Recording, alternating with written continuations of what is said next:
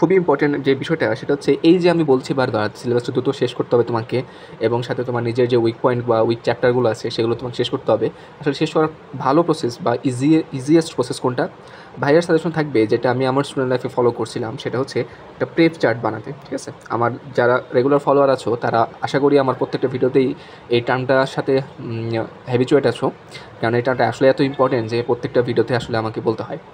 তো যাই হোক, যারা জানো না তাদের জন্য একটু বলে রাখা, সেটা হচ্ছে প্রেপ চার্ট হচ্ছে এমন একটা চার্ট যেখানে তুমি তোমার চ্যাপ্টারের নাম লিখবে। ধরো ফিজিক্স ফার্স্ট পেপারের একটা প্রেপ চার্ট বানাচ্ছ, তো সেক্ষেত্রে প্রথমে চ্যাপ্টারের নামগুলো লিখবে।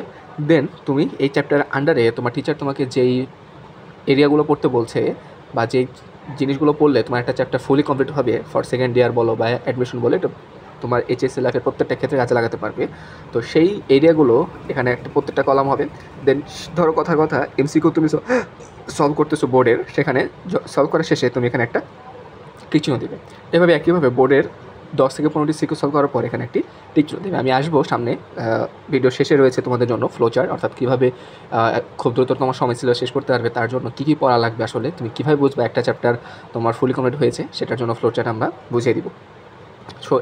সো এই প্লে চার্টের মাধ্যমে তুমি 1 নম্বর এবং 2 নম্বর পয়েন্টটা কিন্তু তুমি শেষ করতে পারো, অর্থাৎ সিলেবাসগুলো শেষ করতে পারবা, প্লাস নিজের উইক পয়েন্টগুলো ফাইনাল করতে পারবা। তোমার যখন দেখবা যে একটা ছকে তোমার টিক চিহ্ন কম, তখন বুঝবাতে তোমার ফিজিক্স ফার্স্ট পেপারে গ্যাপ আছে, অথবা ওই পার্টিকুলার চ্যাপ্টারে তোমার গ্যাপ আছে। আশা করি বুঝতে পারছো।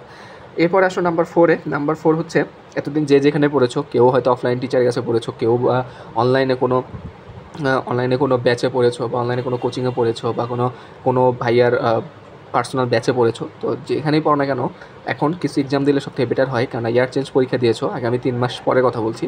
3 মাস যখন তোমার রিভিশন শেষ হয়ে যাবে বা সিলেবাস শেষ হয়ে যাবে, তখন কিছু এক্সাম দিলে বেটার।